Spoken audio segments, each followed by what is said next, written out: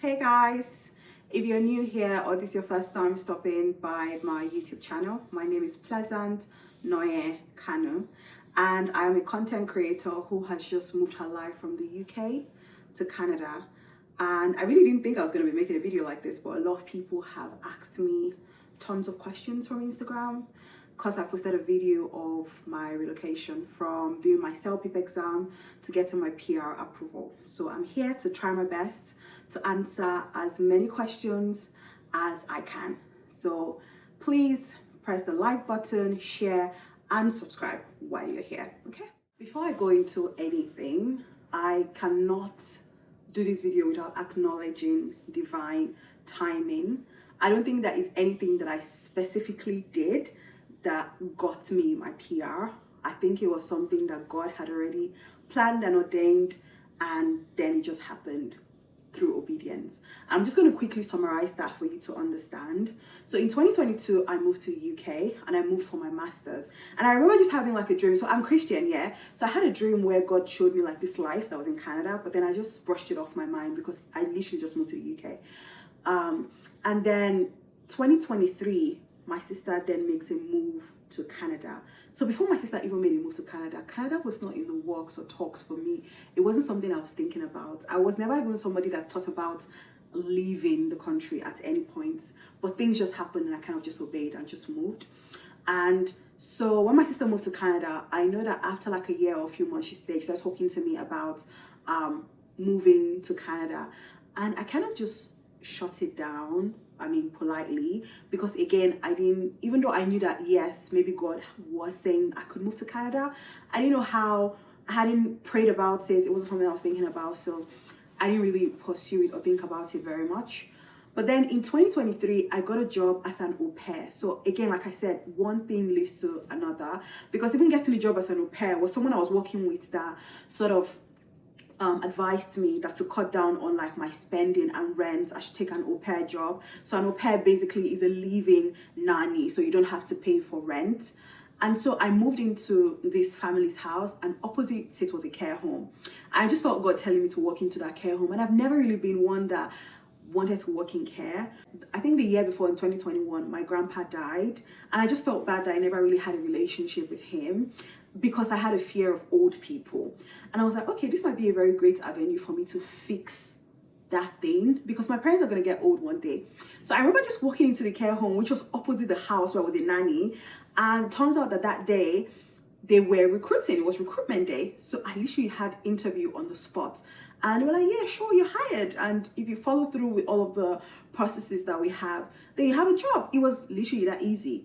Again, remember what I said, like things kind of just aligning. And then 2023 my sister had moved, and then I was working in a care home, and they talked about like this healthcare. Then I started working in care home for like 1 year, and then she was like, there's this healthcare pathway, blah blah blah. I was like, when I'm done with my whole process with the care home, and when I think that God is done with this journey with me, I don't know that I want to do anything care related. I kind of just want to move on with my life, because I don't think that is like in my life's journey. And so she would always talk about it, and I'll just kind of like just shut it down.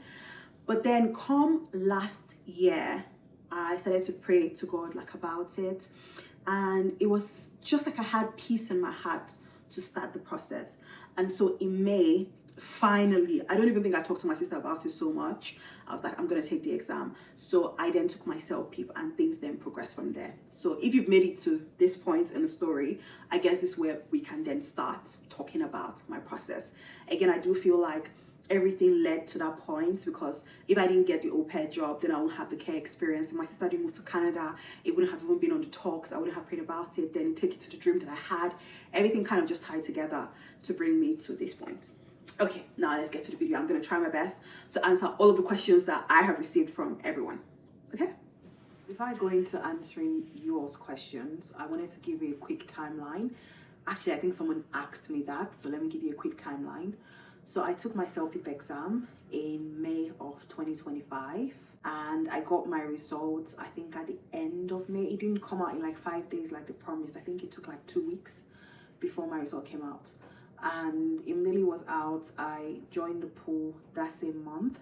I did not evaluate my WES, so my master's degree with WES, till July. Okay, my score was in 441 before I evaluated my master's degree with Wes, and I didn't get that till the end of July, right after they had finished the July draws.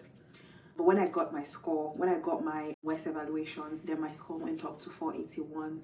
So when they did a draw in August of 2025, that's when I was invited. So I was invited to apply for my PR August 19, 2025. And then when they invite you to apply for your PR, they give you 2 months. And so I needed to put in my application. They give you 60 days. So I needed to put my application by October 19 of 2025. I did not put my application in till October 15. And yeah, so that's when I put in my application. And then I really wanted to hear back before Christmas. And I felt like it was just God's Christmas gift to me, because as I was closing work for the year, I think it was December 15th or thereabouts, I heard back. So yeah, it was like literally 2 months after I put in my application, October 15th, and I heard back December 15th, and everything progressed from there. I was invited to submit my passport, and that was ready in like another 2 weeks, but I didn't go because I wanted to go when I resumed work, because the place was close to work. So I got it, I think, January 5th, and everything progressed from there. So yeah, that's my timeline. I'm now going to answer the questions that have been asked. I'm reading the very first question, and now it's a lot of questions, so I'm just starting from the very first one that is in my DM. It says, "Good evening, ma'am." Guys, I'm not ma'am, like I'm literally 30, and I think that's pretty young. Please don't call me ma'am. I saw your post as regarding moving to Canada from the UK. I'm currently in the UK. I'm planning to move to Canada soon.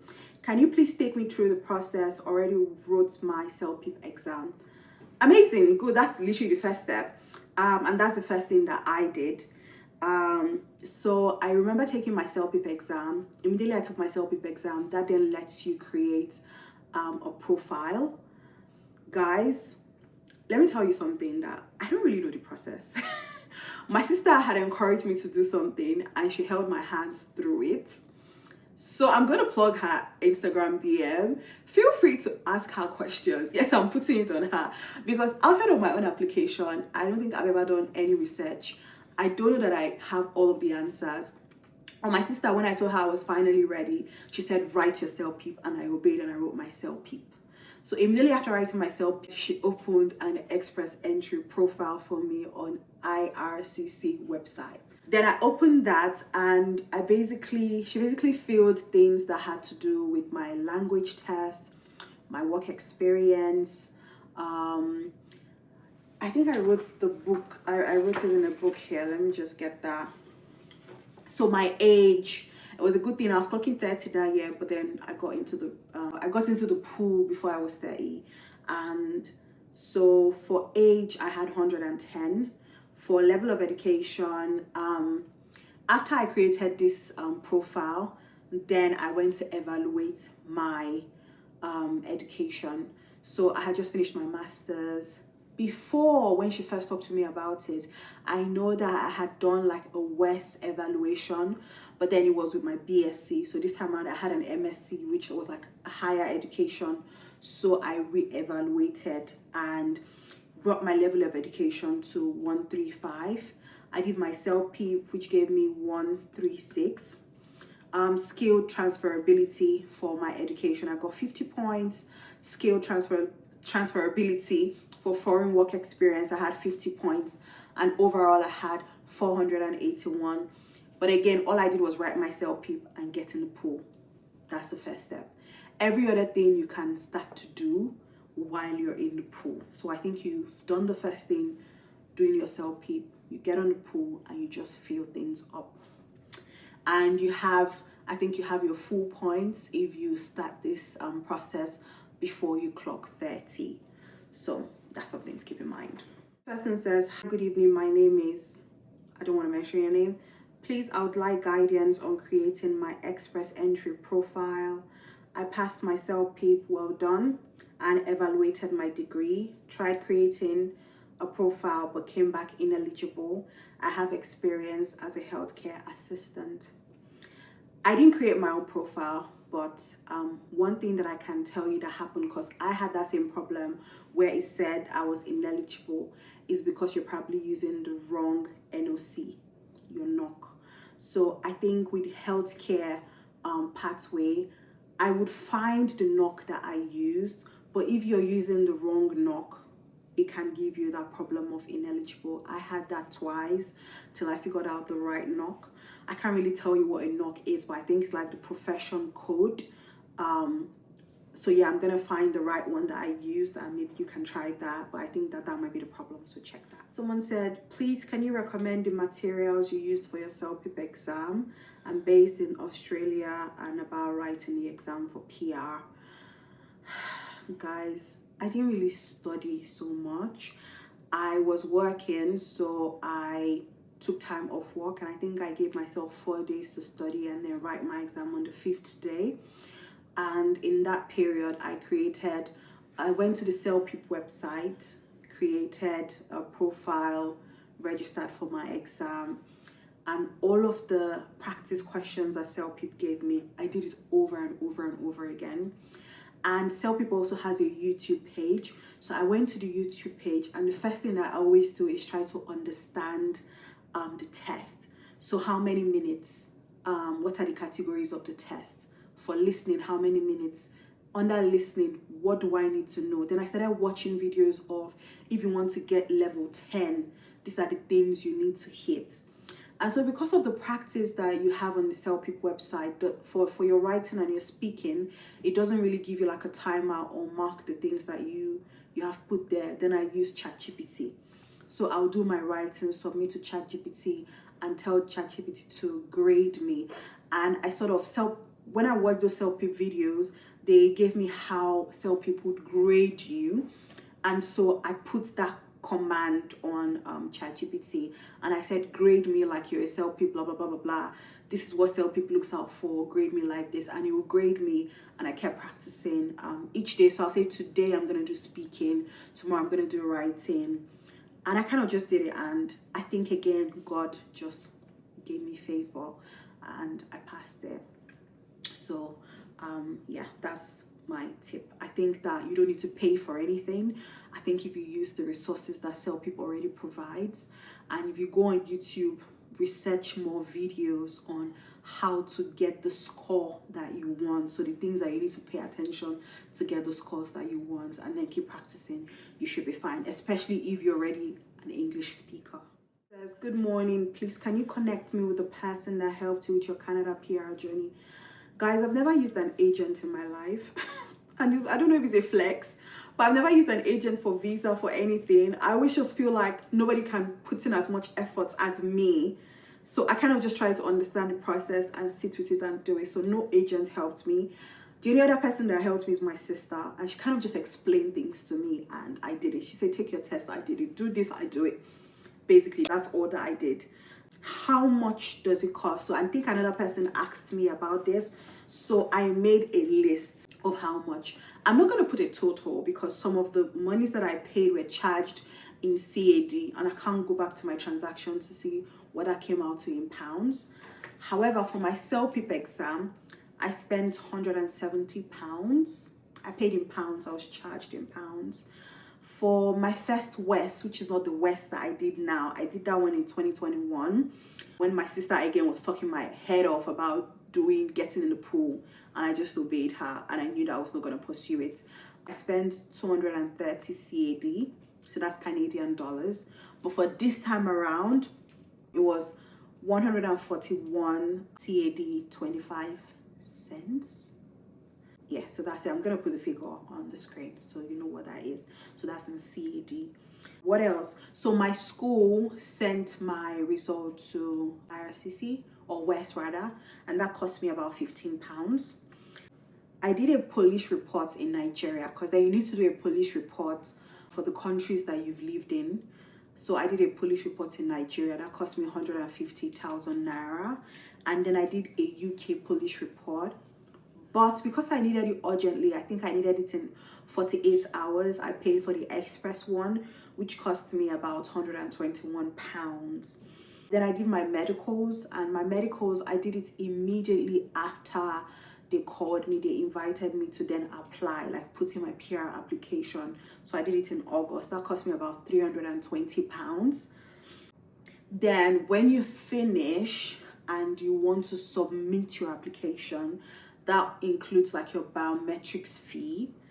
I paid 1,525 CAD. Then you have miscellaneous expenses, which is for my passport submission, taking my passport photographs, you're running around your transport. Maybe I'll cap that at about maybe £70. So do the math. Again, I don't know between pounds and CAD. That's what I was paying. So that's roughly the amount. I think you come up to like maybe £2,000 or more. So that's how much I spent. Someone said, I'd like to ask you about the process if you don't mind. I think I've just explained my process as much as possible. I just watched your video on your process to Canada PR. Congratulations. Thank you. Please help me. As I yesterday, I got a rejection from Memorial University. I'm 39, my husband is 45. We both work in the NGO. PR is our desire, but we decided to try school. What was your score that gave you an edge? I really don't know. I can't really tell you what's going to work, what the right pathway is, and I'm really sorry if that's not the answer that you were hoping to get. So I really do hope that you figure it out and it works for you. But the score that I had was 481. When I put my age, I put my degree, I put my work experience, I put my English language score, it all gave me 481. And when they called in August, it was 470, and so I got invited to apply for my PR. So I don't know if my score gave me an advantage, but the scores have been dropping. So yeah, all the best. Well, this person says, hey Pleasant, how are you doing? They introduce themselves. I'm doing okay, I'm fine, I'm happy, I'm in a bubble. Thanks for asking. I was a bit nervous and you were the motivation that I needed. I'm really glad that I could be of any motivation. Do you mind being my friend? And can you help put me through how you passed your CELPIP? Is this how people make friends? I don't know, I'm shy, guys. I don't know. I've come to the point where I tell myself that I'm not going to say no new friends, because part of what I prayed about when I moved here is community. So I'm happy to have community. Now I don't know how that community is going to come about, but we'll see. So thanks for shooting your friendship shots. We'll see. The world is a small place. Help put me through how you passed your CELPIP. I think I've already answered that question. I don't think there's anything special that I did really. I just followed the process for the exam. I kind of just studied based off that, and it worked. Somebody said, how were you able to explain the sudden income in your account after you received your ITA? I need your advice. This is very tricky, and this one I'm probably gonna dance around it a little because I'm not trying to say anything that's going to implicate me. But the summary of what I did is the money was in my mom's account, and your parents are able to do a deed of gift if they are really giving you the money. So that's it. Do with that information as you will. I hope it helps. But I think that's all I'm willing to say on the matter. I had some money, and then my mom gave it to me, gave me the rest, and I did it. She did a deed of gift for me. And then I explained my relationship with my mom. So I showed my birth certificates, picture of us together. Yeah, that's it. I'm just gonna move to the question. Like, you guys have been praising me a lot and it's nice, but I'm just gonna move to the question. This person said, if you don't mind sharing, I'd really appreciate if you could explain a bit more about how I went through the application process, which I think I have now answered. What steps did I take? I have answered that. And what route or profession did you use to apply? So I know that people say that since you're going through the healthcare route, you show your healthcare experience, but I showed all of my experience. I have about 10, maybe 8 years experience in marketing and about 2+ years experience in healthcare. I showed all of it, but I was claiming points for healthcare. And I think they say that if you have like a full-time employment for 6 months, you can already put in your application. but I think that the number of years of experience that you have really does help your scores to come up. So if you have more years of experience, please put it in.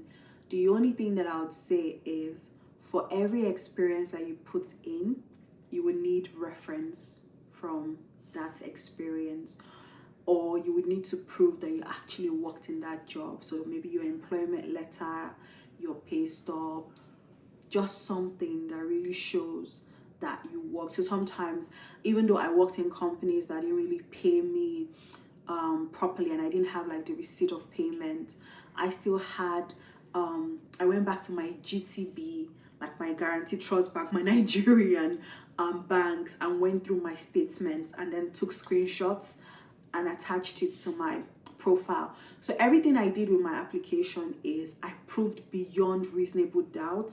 I used that with even any visa application. Before somebody would say, prove to me that you already have that proof. So I provided every proof that showed that I worked at certain jobs, and then I had my employment letters as well. So I made sure to provide that. So that's what helped me. But where I claimed points for was for healthcare, because then I was able to go with the healthcare stream. But I didn't do provincial nomination because I didn't want to be stuck with a province. I didn't want to be stuck with a job. I kind of just wanted to come in and see what Canada holds in stock for me. Yeah, I think I've answered all the questions in my DMs.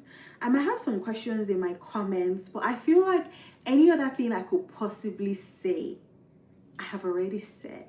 But if I missed it somehow, please leave me questions in the comment section of this video, and make sure that if you've made it to this point in this video, that you subscribe, share, and like, and turn your notifications on for the next videos that I'm going to be sharing. I would hope that it's not going to be about immigration, because I don't really know so much, guys. Ask me other things. I'm happy to share my life as I progress here in Canada. But yeah, if you're on this journey as well, I really hope that it goes on smoothly and we can all celebrate together. Feel free to even tag me on your post, okay?